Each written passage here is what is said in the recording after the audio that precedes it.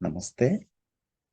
तो सत्यार्थ प्रकाश के तीसरे समोल्लास में आ, कोई भी चीज मानने जानने से पहले उसकी परीक्षा या एग्जामिन करना चाहिए। और उनमें से जो 5 तरह की परीक्षा या एग्जामिनेशन है, उसमें जो लास्ट वन है उसको कहते हैं प्रमाण। प्रमाण एक क्लासिकल हमारे दर्शन शास्त्रों में इसकी बहुत ज्यादा चर्चा है। प्रमाण मतलब ऐसी टूल्स जिसके द्वारा ज्ञान, सही ज्ञान या रियल नॉलेज को जाना जाए। और वो 8 तरह के हैं। अलग अलग शास्त्रों में अलग अलग नंबर है।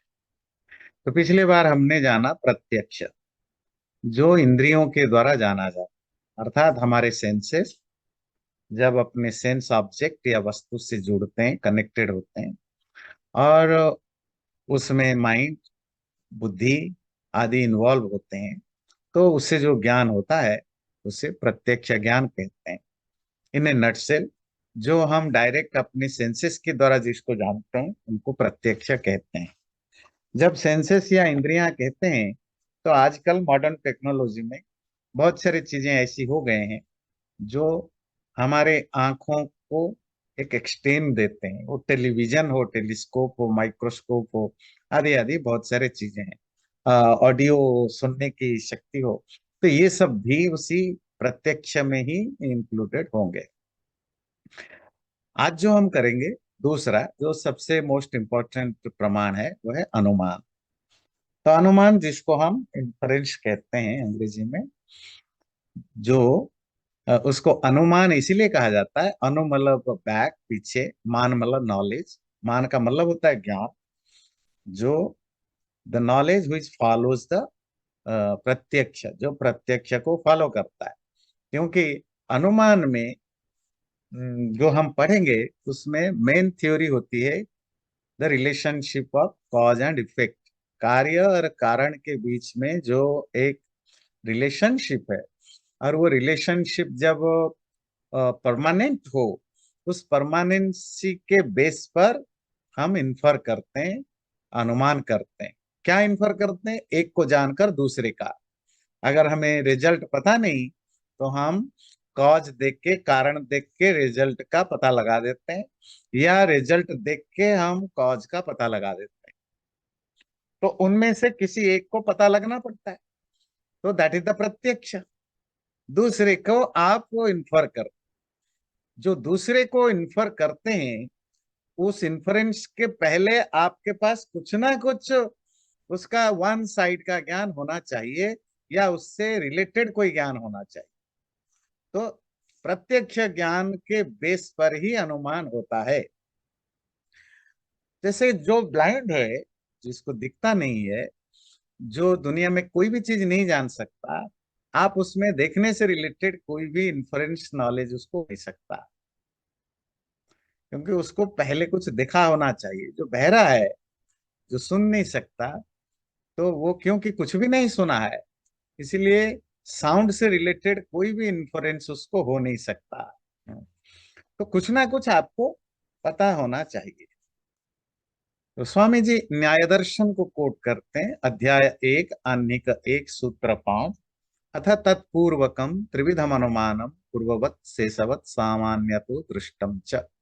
पूर्व के कहते हैं पहले। जब आपको प्रत्यक्ष ज्ञान हो गया, जिसका कोई एक देश या संपूर्ण द्रव्य किसी स्थान या काल में प्रत्यक्ष हुआ हो, किसी पर्टिकुलर टाइम पर या किसी पर्टिकुलर प्लेस पर, किसी भी चीज का कुछ वन पार्ट, उसका कोई एक हिस्सा या पूरा का पूरा पहले से इंद्रियों के द्वारा जाना गया हो, उसका दूर देश से सहचारी एक देश के प्रत्यक्ष होने से उसका जो सेकेंड ऑप्शन पार्ट है, वो हम किसी दूसरे प्लेस पर या दूसरे टाइम पर न अदृष्ट अवयवी का ज्ञान होने को अनुमान कहते हैं।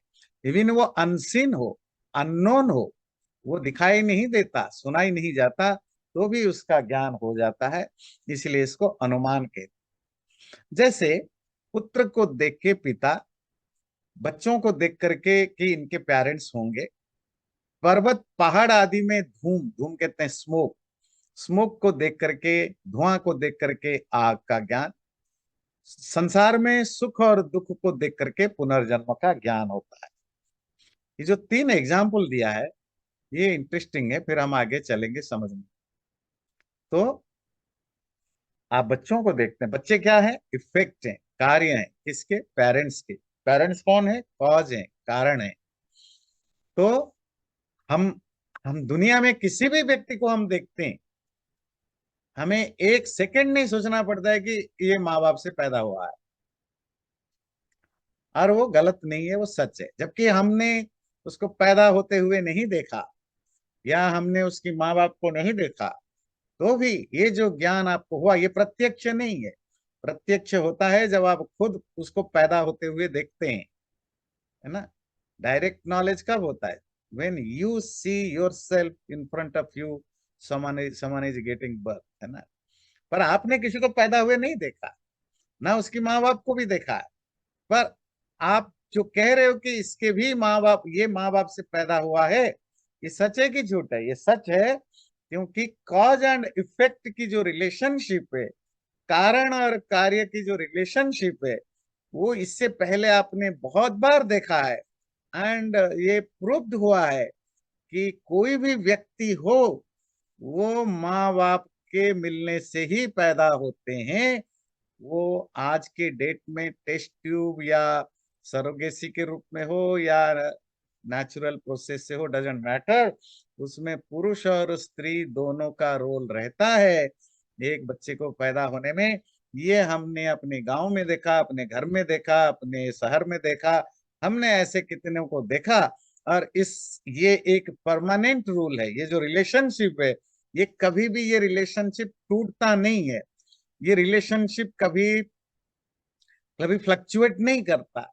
जब ये एस्टैब्लिश्ड हो गया, अच्छा हमने बुक्स में भी पढ़ा, हमने मीडिया में भी देखा, हर जगह जो फिक्स हो गया, तो ना मैं श्योर हो गया हूं कि कोई भी व्यक्ति पैदा होता है, मतलब कोई भी प्राणी पैदा होता है, तो उसका कोई कारण मेल एंड फीमेल के रूप में होता है, जिसको हम माता पिता या पेरेंट्स कहते हैं। तो हमने माता पिता को देखे बिना, means without seeing the cause, हमने सिर्फ इफेक्ट को देख के जो ज्ञान हुआ, उसको वो भी एक तरह का अनुमान है। दूसरा है जो स्वामी जी ने एग्जाम्पल दिया, पहाड़ में धुआं को देख करके आग का ज्ञान। आप जा रहे हैं और रास्ते में दूर से देखा एक जंगल है, पहाड़ है, वहां से जोर बहुत धुआं निकल रहे हैं। तो आप अपने साथ जाने वाले लोगों को बोला कि देखो वहां आग लगा है।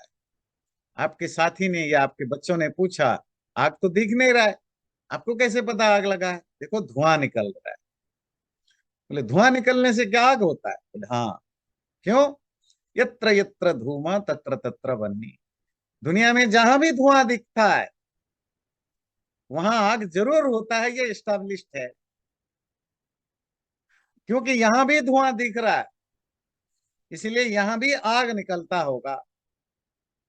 और आपने जाकर चेक किया, सचमुच धुआं जहां है वहां आग होता है।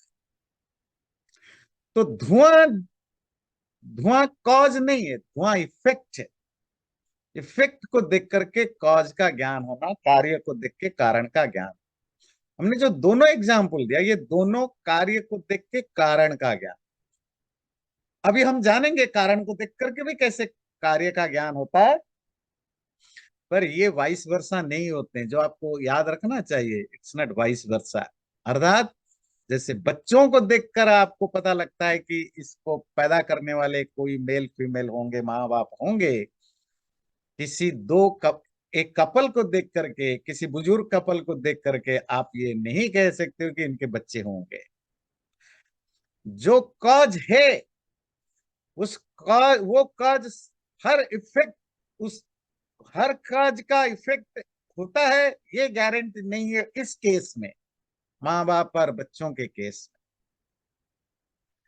इसीलिए माँ बाप को देखकर बच्चों का ज्ञान होना एब्सोल्यूट ट्रूथ नॉलेज नहीं हो सकता, 100% सच नहीं हो सकता। इसीलिए ऐसा ज्ञान अनुमान करना गलत सिद्ध होगा। जहां जहां धुआं स्मोक होता है वहां वहां आग फायर होता है। ये इफेक्ट से कॉज को जानना होता है, वाइस वर्सा नहीं हो सकता। कि आग देख करके धुआं का ज्ञान हो जाए, नहीं हो सकता। ऐसे सैकड़ों जगह आग है, जहाँ आग तो होता है वहां धुआं नहीं होता। क्यों? क्योंकि आग में धुआं पैदा करने के लिए एक कंडीशन होता है, और वो कंडीशन है कुछ ऐसी चीजें वहां जले जो कि धुआं को क्रिएट करे। तो केवल आग धुआं का कारण कॉज नहीं होता। तो इसलिए ये वाइस वर्सा यहाँ नहीं है, जहां है हम अलग देखेंगे। तीसरा जो स्वामी जी ने एग्जाम्पल दिया, सुख दुख को देख करके पूर्व जन्म का ज्ञान। अगेन, कॉज एंड इफेक्ट में से इफेक्ट को देख करके कॉज का ज्ञान करो। हम इस जीवन में लोगों को सुख सफर करते हुए और लाइफ को खुश होते हुए देखते हैं। लोग बहुत कष्ट भोगते हैं, सुख भोगते हैं। और हमने ये भी देखा यहाँ, बहुत लोग कुछ काम धंधा नहीं करते, तब भी उनके पास बहुत पैसा है, बहुत सब कुछ है। बहुत लोग बहुत मेहनत करते हैं, तो भी उनके पास उतना सामर्थ्य नहीं है। बहुत लोग बहुत बुरा काम करते हैं, उनके साथ कुछ बुरा नहीं हो रहा है।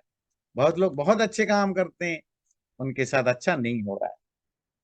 ये जो सुख दुख भोगना और लोगों में जो इम्बैलेंस है, क्रिएचर में जो इम्बैलेंस है, या जो डिस्क्रिमिनेशन दिखता है, इससे पता लगता है कि पुनर्जन्म होता है। स्वामी जी ने ये प्रमाण दिया है। अर्थात कि अगर काम करने पर फल मिलना ये सच है, फिर जो काम नहीं करता है उसको फल नहीं मिलना चाहिए। पर जो लोग सपोज जो रिटायर्ड हो गए, है ना, जो रिटायर्ड लोग लेते हैं, अब वो तो ऑफिस नहीं जाते हैं, बिजनेस नहीं करते, पर वो तो गरीब नहीं हो गए, उनके पास पैसा है, खर्च कर रहे हैं। और हम देखते हैं कि यंग 20-22 साल का लड़का, और वो काम ना करे, उसके घर में खाना नहीं है। तो क्या फर्क हुआ कि एक व्यक्ति 25-30-40 साल से काम कर रहा था, तो मैंने नहीं देखा।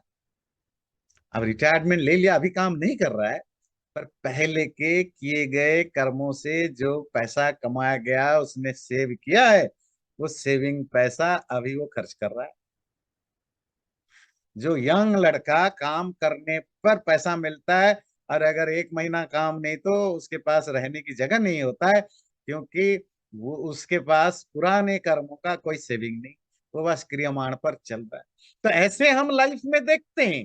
देखने के बाद हमारे क्या कंक्लूजन निकाला गया कि there is a relationship between सुख एंड दुख, and the relationship is not related to only present. इसका मतलब है कि हमारे सुख दुख का रिलेशनशिप केवल प्रेजेंट से कनेक्टेड नहीं है, ये पास्ट से भी कनेक्टेड है। ये तो हम इस जीवन में भी देखते हैं। और कितना पास्ट? फिर हमने देखा कि देखो, एक बच्चा गरीब घर में पैदा होता है, धनी घर में पैदा होता है। एक बच्चा बचपन में ही सारे दुख भोगता है, हैंडीकैप्ड है, डेफिशिएंसी है। एक बच्चा बहुत हैंडसम है, सुंदर है। ये क्यों हुआ? तो बच्चों का तो कोई दोष नहीं होना चाहिए। तो जो समझ नहीं पाए, उन्होंने कहा भगवान नाराज होकर के कर दिया। तो फिर कहा कि नहीं, इसका मतलब है कि इसका भी कोई पास्ट है, इस बच्चे का भी कोई पास्ट है, वो पास्ट से इन्फ्लुएंस है। तो कंक्लूजन क्या निकाला गया कि जो भी हम सुख दुख भोग रहे हैं, ये सिर्फ और सिर्फ अभी के वर्तमान या प्रेजेंट के कर्मों से कनेक्टेड नहीं है, ये पास्ट के कर्मों से भी कनेक्टेड है। वो पास्ट कितना भी पास्ट हो सकता है, इस जीवन से भी, और लास्ट लाइफ भी कनेक्टेड हो सकता है। तो इसका अर्थ, अगर कोई पास्ट लाइफ है जिसके किए गए कर्मों का फल अभी भोग रहे हैं, तो फ्यूचर, मरने के बाद भी जो अभी कर रहे हैं, वो अगले जन्म में अगला भी कोई जन्म होता होगा। तो that's how we found the पुनर्जन्म थ्योरी, बेस्ड ऑन व्हाट? अनुमान, कॉज एंड इफेक्ट की रिलेशनशिप को एनालाइज करके। तो वह अनुमान 3 प्रकार का है। तो ये जो अनुमान प्रमाण या इन्फरेंस की बात हम कर रहे हैं वो तीन तरह का है। एक पूर्ववत, अ, दूसरा है शेषवत, तीसरा है सामान्यतो दृष्ट। पूर्ववत का, पूर्व का मतलब होता है पहले, ना, अर्लियर। कारण और कार्य में अर्लियर कौन होता है, लेटर कौन होता है, कौन पहले होता है कौन बाद होता है? डेफिनेटली कारण पहले होता है। मतलब कॉज आए, माँ बाप पहले होंगे फिर बच्चे आएगा, लोहा पहले होगा फिर लोहे के बने हुए चीजें बनेंगे, कोई एक्सीडेंट होगा तभी जाकर कोई गाड़ी खराब होगा। तो पूर्व का मतलब होता है पहला। तो पहला कौन है, कारण। पूर्व, पूर्ववत का मतलब होता है जो अनुमान, इन्फरेंस, कॉज को देख करके इफेक्ट को इन्फर करे, कारण को देख करके कार्य का अनुमान करे, उसको कहते हैं पूर्ववत। सेकेंड कैटेगरी का है शेषवत। आज हमने जो एग्जाम्पल, अभी जो हमने एग्जाम्पल लिया वो शेषवत। कार्य को देख, शेष कहते हैं लेटर, बाद में। बाद वाले कौन सी चीज होते हैं, कार्य, इफेक्ट। इफेक्ट को देख करके कॉज का अनुमान इन्फरेंस करना है, उसको कहते हैं शेषवत। ये दो हो गए। तीसरा है सामान्यतः दृष्ट। ना मैंने कॉज देखा ना मैंने इफेक्ट देखा, उसके बावजूद भी मैं ऐसे बहुत सारे चीजें जानता हूं जो सच है। वो क्या है, लॉ ऑफ नेचर को ठीक ठीक समझने के बाद एक जनरलाइज स्टेटमेंट देना।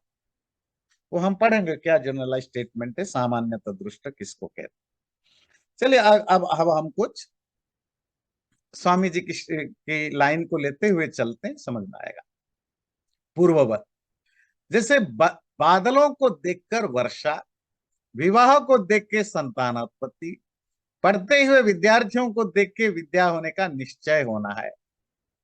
तो जहां जहां कारण को देख के कार्य का ज्ञान होता है उसे पूर्ववत कहते हैं। चलिए, जो मैंने आपको समझाया, कारण मतलब कॉज एंड कार्य मतलब इफेक्ट, जहां कॉज को देख करके इफेक्ट का ज्ञान हो जाए उसको कहते हैं पूर्ववत। स्वामी जी ने तीन एग्जाम्पल दिया, बादल, बारिश, अ, विवाह और बच्चे, पढ़ता हुआ विद्यार्थी और ज्ञान। तो आपने बादलों को देखा, बादल काले हो गए, अगर व्हाइट क्लाउड है तो आपको पता है बारिश नहीं होगी। अगर बादल को ज्यादा ही घने होते जा रहे हैं और आसपास मंडरा रहे हैं तो आप कह सकते हैं शायद बारिश होगी। खैर आजकल तो आपको वेदर चैनल से पता लग जाता है, पर अनुमान से तो आपको लगता है कि शायद बारिश होगी। बादल पूरी तरह ब्लैक हो गए, बिल्कुल कंडेंस्ड हो गए, चारों तरफ अंधेरा हो गया है, तो आप कहते हो कि बारिश होगी। अल्दो ये स्टेटमेंट 100% गारंटी नहीं है। कभी कभी पूरा घना होने पर भी, ब्लैक होने पर भी बारिश नहीं होती है, पता चला होती है। हमारे यहाँ नहीं होती, पड़ोस में हो जाता है। जो आजकल जो वेदर की टेक्नोलॉजी आई है, वेदर को जानने के लिए, वो क्या किस बेस पर काम करते हैं, अनुमान के बेस पर ना। तो पहले ये एक्सपेरिमेंट हुआ, ऐसा ऐसा सिम्टम होने पर, ऐसा ऐसा सिम्टम होने पर ये रिजल्ट होता है कि स्टॉर्म आने वाला है, हरिकेन्स आने वाले हैं, बारिश होने वाली है, धूप होने वाली है। किस बेस पर वो पता लगाते हैं, अनुमान। और वो कौन सा अनुमान, कि पहले उन्होंने कुछ देखा कि ये सिम्टम होने पर ये होता है। जो हमारे पास टेक्नोलॉजी नहीं थी, हमने अपने आंखों से देखते थे, अनुमान करते थे, आंखों के लिमिटेशन है। अब इतने तरह के मशीन्स हैं, सैटेलाइट्स हैं, तो उनके द्वारा हम जो अनुमान होता है वो ज्यादा एक्यूरेट होता है, एक्यूरेसी की लेवल बढ़ जाता है। हमेशा ध्यान रखिए, ज्ञान में एक्यूरेसी तभी बढ़ेगी, उतना बढ़ेगा जितना कॉज एंड इफेक्ट की रिलेशनशिप की जो जो परमानेंसी है वो जितना ज्यादा श्योर होगा। अगर बादल और बारिश के बीच की रिलेशनशिप में सिर्फ 10% का ही रिलेशनशिप है तो आपकी इन्फ्लुएंस भी 10% ही सही होगा। अगर बादल और बारिश के बीच में 70% तक की रिलेशनशिप पक्का है, मतलब बादल होता है मतलब बारिश होता है 70%, अगर आपने 100 टाइम बादल देखा और 70 टाइम बारिश हुई तो 70% चांस बनेगा। अगर 100% जब भी बादल हुआ तब बारिश हुई तब तो 100% हुई, तब तो राइट हो गया। तो वेदर प्रेडिक्शन में 100% नहीं हो पाता। क्यों नहीं हो पाता? क्योंकि सडन मूवमेंट पर वेदर बदल जाता है ना। जो सिम्टम है वो सही है। अगर आपको वेदर प्रेडिक्शन में कभी गलत लगता है, वो क्यों होता है ध्यान दीजिए। ऐसा नहीं कि अनुमान गलत थे। जो उन्होंने सिम्टम देखा उसी सिम्टम के बेस पर उन्होंने इन्फर किया कि इस दिन को इतने बजे ये हो सकता है। पर जो सिम्टम है वो ही बदल जाता है, क्योंकि आकाश में बहुत सारी चीजें बदलता रहता है। और 2 घंटे के बाद ऊपर का सिचुएशन ही बदल गया, नए सिम्टम डेवलप हुए। तो वेदर वाले फिर नए सिम्टम कहते हैं कि भाई सिम्टम अभी चेंज हो गया, अब ये होगा। वेदर वाले जो भी बोलते हैं वो 100% राइट बोलते हैं। बस क्योंकि जो जो एटमॉस्फेयर की जो जो जो इकोसिस्टम है वो अनप्रिडिक्टेबल है, वहां बहुत परिस्थितियों में बदलाव होता रहता है। तो वो वेदर वाले इसीलिए आपको अगर अभी कहेंगे शाम को 7 बजे 10% बारिश है, आप 2 बजे तक देखेंगे कहेंगे 50% बारिश है। 4 बजे कह सकते हैं 100% बारिश है। 6 बजे कहेंगे 0% बारिश है। क्यों? क्योंकि इकोसिस्टम जो एटमॉस्फेयर है वहां चेंज हो रहा है। जो जो सिम्टम मिलता है सिम्टम के साथ रिजल्ट पक्का है। पर अगर सिम्टम बदलता रहे तो रिजल्ट बदलता रहेगा, बेचारा वेदर साइंटिस्ट क्या करेगा। हमारे यहाँ वो दिवाली के दिन यही हुआ। सुबह देखा तो बोले 6 बजे के बाद 10% की चांस है। आफ्टरनून तक देखा, कभी आया 40%, कभी आया 10%, और जैसे जैसे 5 बजेगा 6 बजेगा 100% आ गया। तो आप वेदर वाले को गाली दे के कोई फायदा नहीं। एटमोस्फियर में बदलाव हो, वेदर साइंटिस्ट क्या करता है, जो सिम्टम है वो सिम्टम के बेस पर इन्फर कर। सिम्टम अगर फ्लेक्सिबल है, चेंज होता रहता है, तो रिजल्ट भी चेंज होता रहेगा। तो कारण देख करके कार्य का ज्ञान होना। और तीसरा जो स्वामी जी ने कोट किया है, पढ़ते हुए विद्यार्थियों को देखकर विद्या का ज्ञान। विद्यार्थी स्टूडेंट को देख करके ये ज्ञान नहीं होगा कि इसका ज्ञान है।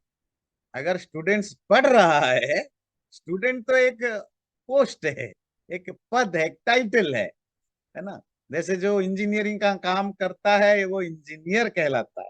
जो मेडिकल साइंस से रिलेटेड होते हैं उनको हम डॉक्टर के मेडिकल डॉक्टर कहते हैं। जो पॉलिटिक्स में इन्वॉल्व है वो पॉलिटिशियन है। पर इट डजंट मीन कि हर पॉलिटिशियन अच्छा पॉलिटिक्स करता है, हर डॉक्टर अच्छा इलाज करता है, हर इंजीनियर अच्छा बनाता है। इसे ये तो एक टाइटल है।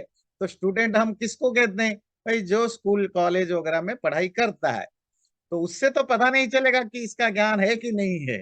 मतलब इसीलिए आप लोग भी ये ना, खास करके भारत में जो डिग्रियां लेकर के आते हैं किसी भी फील्ड में, तो वो भाई ये तो बीटेक है, एमटेक है, पीएचडी है, मास्टर है।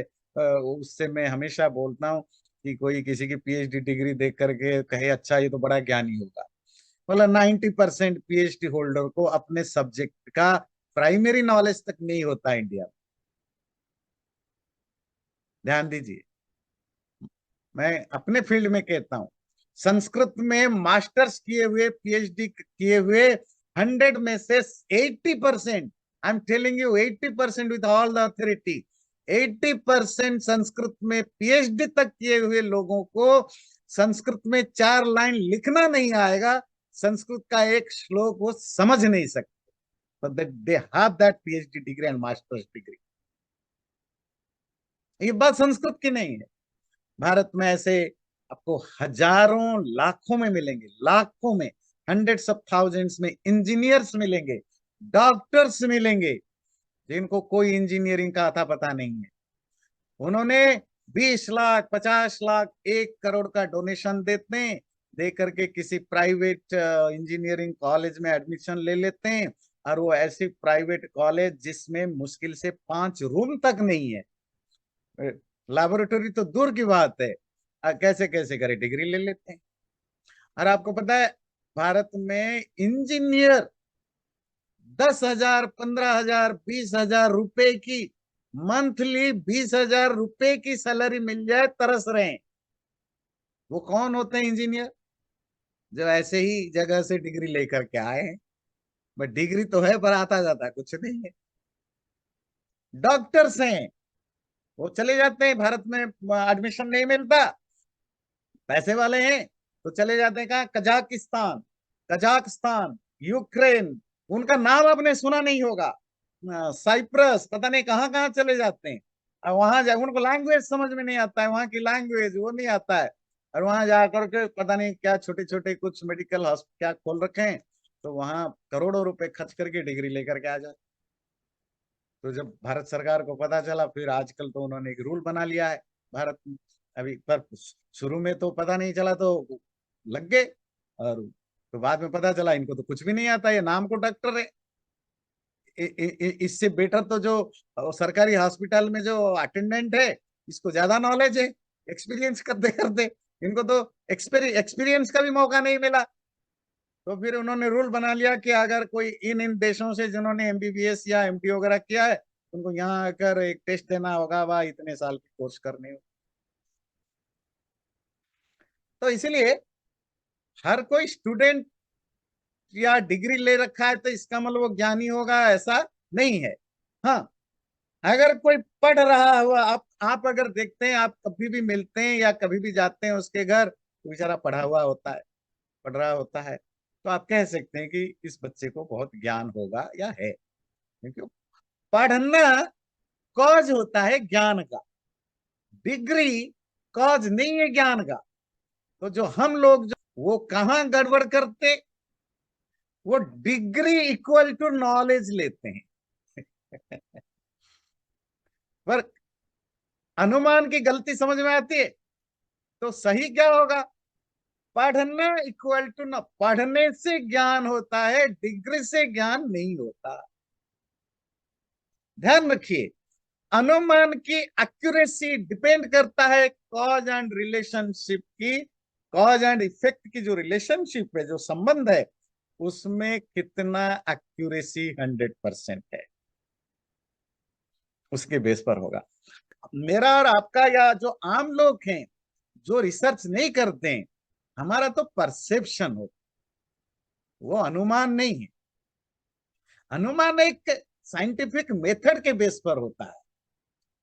जैसे आपके, जैसे मेडिकल में मेडिसिन होते हैं, है ना, तो उसकी आप क्या करते हैं, कैसे पता लगाते हैं कि ये मेडिसिन काम कर रहा है कि नहीं कर रहा है? तो आप 1,000 लोगों पर उसको एक्सपेरिमेंट करते हैं, 10,000 लोगों पर एक्सपेरिमेंट करते हैं। जितना ज्यादा लोगों पर आप एक्सपेरिमेंट करेंगे, रिजल्ट आपकी उतनी एक्यूरेसी आएगी। मतलब डाटा कलेक्ट करना, डाटा की जितना वैल्यू होगा, वॉल्यूम होगा, और उसके बेस पर जो रिसर्च करने के बाद जो आपके पास रिजल्ट आएगा, तो वो अनुमान है। तो ये जो डिफरेंशिएट करना जरूरी है, हमारा आपका जो ज्ञान है जिसको हम अनुमान कहते हैं, ये गेस है, ये परसेप्शन है। जिस अनुमान की हम बात कर रहे हैं, जो वो जो साइंटिफिक मेथड के बेस पर जो रिसर्चर, जो स्कॉलर्स जिस पर काम कर, अभी हमने देखा पूर्ववत का एक एग्जाम्पल दिया। अब लेते हैं शेषवत। शेषवत का अर्थ होता है, शेष कहते हैं लेटर, बाद में। हाँ, तो जो इफेक्ट बाद में क्या आता है, इफेक्ट, कार्य, कार्य को देख करके कारण का या कॉज का अनुमान करना, ज्ञान करना। जैसे नदी के प्रवाह को बढ़ती देखकर ऊपर हुई वर्षा का, पुत्र को देखकर पिता का, सृष्टि को देखकर अनादि कारण का, सृष्टि में रचना विशेष देखे कर्ता ईश्वर का, सुख दुख के पाप पुण्य के आचरण का ज्ञान होता है। इसी को शेषवत कहते हैं। शेषवत के लिए स्वामी जी ने 5-7 एग्जाम्पल दिया, और बड़े अच्छे एग्जाम्पल्स है, समझने चाहिए। कार्य को देख करके कारण का ज्ञान करना। अगेन, जब कहते हैं किसी को देखकर किसी के ज्ञान करना, ये ये सिर्फ रिजल्ट है। उससे पहले you have to make sure जिस फॉर्मूला के बेस पर आप कार्य को देखकर कारण कर रहे हो, वो फॉर्मूला वेल सेटल्ड है कि नहीं, जिसके लिए मैंने कहा रिसर्च, डाटा एनालाइज, है ना। या हर हर हर फील्ड में अलग अलग टाइप की रिसर्च होता है ना। तो अब एग्जाम्पल लेते हैं। तो स्वामी जी ने पहला एग्जाम्पल दिया, अगर नदी में बहुत पानी है, अब मैं रहता हूं सपोज ऐसे जगह जहां कोई पहाड़ नहीं है, बंगाल है, आंध्रा है ना, नहीं, और वहां के नदियों में देखा जा रहा है पानी बिल्कुल ओवरफ्लो होकर नदियों में आ रहा है, वो क्या समझेंगे कि हिमालय में बहुत बारिश हो रही है या बर्फ ज्यादा पिघल रहा है, क्योंकि नदी वहीं से स्टार्ट होती है। चलो हिमालय नहीं, हमारे राज्य में तो बारिश नहीं है, पर नदी में पानी ज्यादा आ गया, तो क्या मतलब है कि कहीं ज्यादा बारिश हो रही है या ग्लेशियर पिघल रहा है। ये इसके ये किस बेस पर आपने ज्ञान लिया? जो बेस है, ये सुनिए, पानी का ओवरफ्लो तब होता है जब पानी ज्यादा आता है नदी में। नदी में पानी आने का दो सोर्स है, या तो बारिश या ग्लेशियर की पिघलना। तो नदी में पानी आने का दो सोर्स है, ग्लेशियर का पिघलना या बारिश होना, ये एस्टैब्लिश्ड है, ये वेल प्रूवन है। मेरे गांव में, मेरे राज्य में पिछले 15 दिन से एक बार भी बारिश नहीं हुई। उसके बावजूद भी मेरे स्टेट में या मेरे गांव के बगल में, शहर के बगल में जो नदी बह रही है उसमें बहुत ज्यादा पानी आ रही है। और पानी बिना बारिश, बिना ग्लेशियर के नहीं होता। अब कंक्लूजन क्या हुआ कि मेरे स्टेट के बाहर जो दूसरे स्टेट हैं, कहीं बहुत ज्यादा बारिश हुई है या गर्मी का अगर मौसम है, तो ग्लेशियर जरूर पिघल रहा है। ये एब्सोल्यूट नॉलेज है, ये बिल्कुल करेक्ट नॉलेज है। पर ये किसके बेस पर हुआ? वो थ्योरी ध्यान रखना, पानी का और नदी में ओवरफ्लो होने का जो कनेक्शन है, और पानी का सोर्स ग्लेशियर, ग्लेशियर से या बारिश से। बात क्लियर हुई? ये एक एग्जाम्पल हुआ। तो यहां हमने कार्य देखा, इफेक्ट क्या, नदी का ओवरफ्लो होना, और हमने कॉज कि बारिश हुई होगी, ग्लेशियर पिघले होंगे, ये हमने ज्ञान किया। इसको कहते हैं शेषवत अनुमान। एक दो और एक दो एग्जाम्पल स्वामी जी ने दिया। पुत्र को देख के पिता, ये कंफर्म्ड है। संतान, प्रोजेनी, ऑफस्प्रिंग को देख करके इनके माँ बाप को होंगे, माँ बाप का ज्ञान होना, होंगे नहीं होंगे, डेथ हो गया होगा, सडन ना अनटाइमली डेथ हो गया होगा, इन इनका माँ बाप का ज्ञान होना, ये भी उस फॉर्मूला के बेस पर। क्या फॉर्मूला? कि कोई भी व्यक्ति, कोई भी प्राणी मेल और फीमेल के रजवीर्य के बिना पैदा नहीं हो सकता। ये कैसे हमने एस्टैब्लिश किया? हमने बहुत सारी चीजें देखा, हमने बहुत बुक्स पढ़े, हमने हमने अपने आसपास देखा, तो हमने एक फाइनल एक बनाया थ्योरी कि बिना मेल और फीमेल के रिलेशनशिप में बच्चा पैदा नहीं होता। तो जिसको भी हमने देखा जो पैदा हुए हैं, हम आंख बंद के कह सकते हैं कि इनका माँ बाप होगा। मतलब जिंदा है नहीं है, that's a different thing, they have parents. कार्य को देखकर कारण का। तीसरा एग्जाम्पल स्वामी जी ने दिया है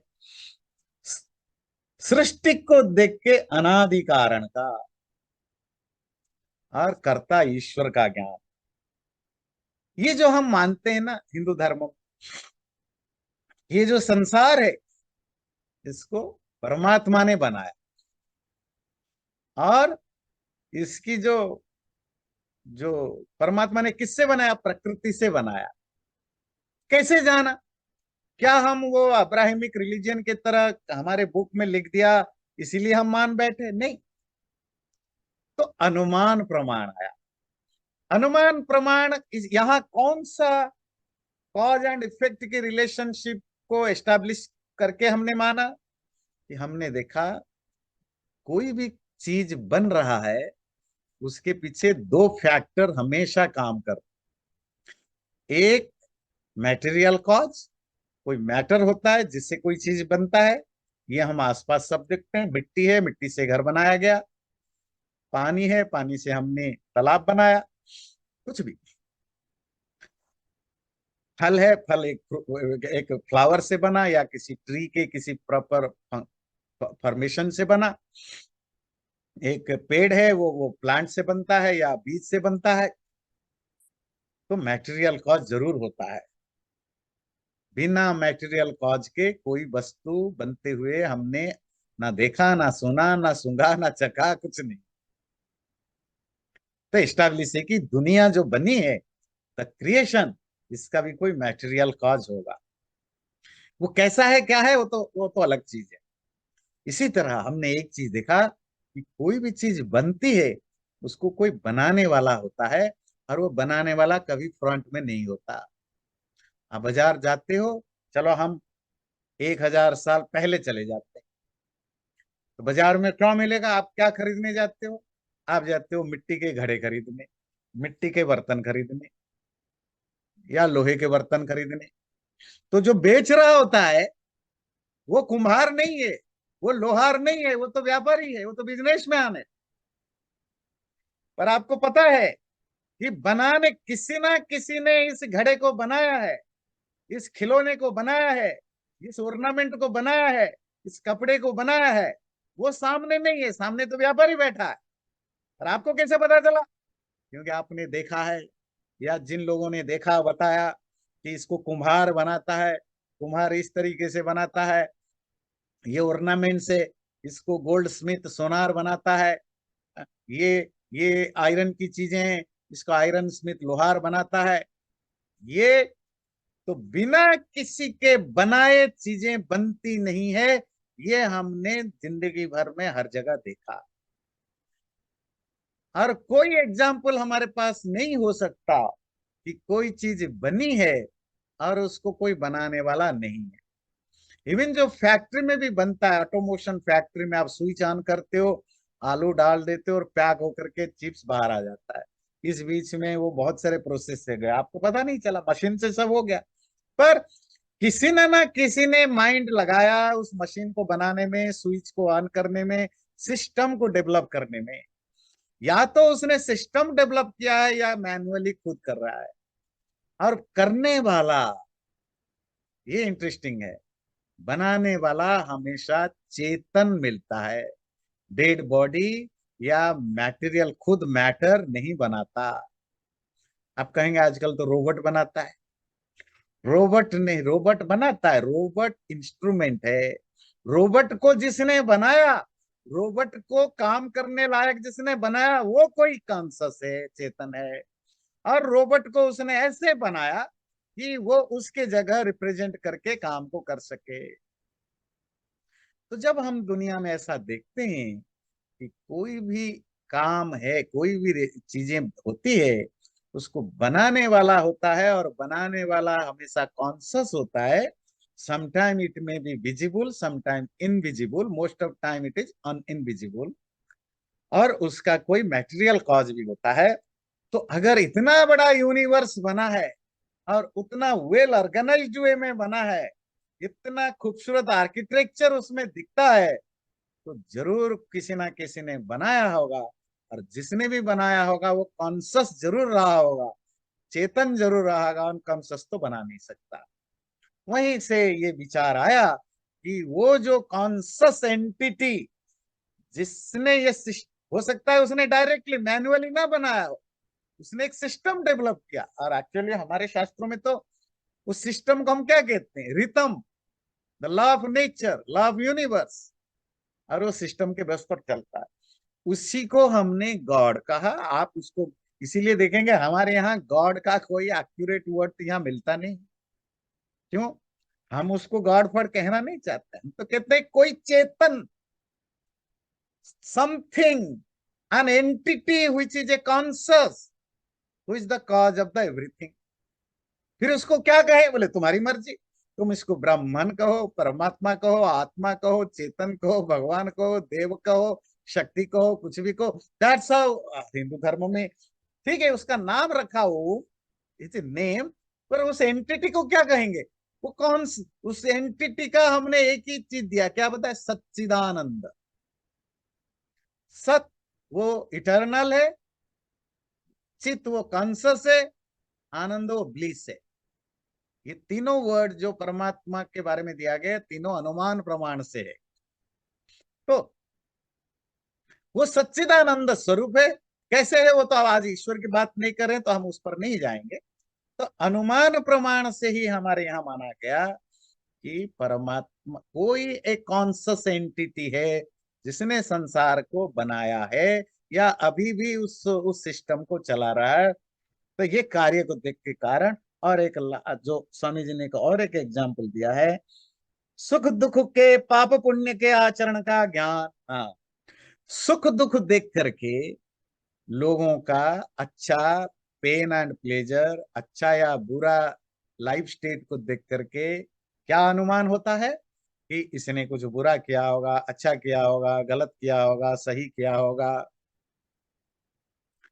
जब भी कोई एक्सीडेंट होता है तो 100% लोग क्या सोचते हैं, किसी ना किसी की तो गलती रही है। वो जिसकी गाड़ी की एक्सीडेंट हुई उसकी, या जिसने एक्सीडेंट कराया उसकी, किसी ने रॉन्ग ड्राइव तो की है, या रॉन्ग गाड़ी को कंट्रोल नहीं कर पाया, जो भी कुछ ना कुछ तो रॉन्ग किया।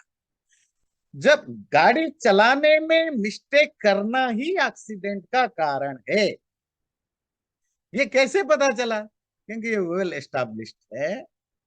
नहीं, दूसरा भी कारण हो सकता है, मशीनरी डिसफंक्शन, गाड़ी में कोई अपने आप में कमी हो जाए। चलो हम दोनों को ले लेते हैं। तो हम क्या अज्यूम करते हैं, अनुमान करते हैं, या तो गाड़ी 90% या ज्यादातर परसेंट दोनों में से किसी ना किसी ड्राइवर ने कोई गलती की है, या कोई माल फंक्शन हुआ है गाड़ी के अंदर। तो एक्सीडेंट होने से पता लगता है कि ह्यूमन एरर हुआ है।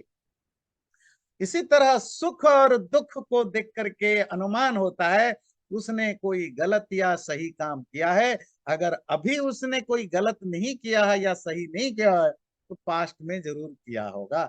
इसीलिए हमारे यहाँ पास्ट और फ्यूचर को बहुत इंपॉर्टेंस दिया जाता है प्रेजेंट के साथ।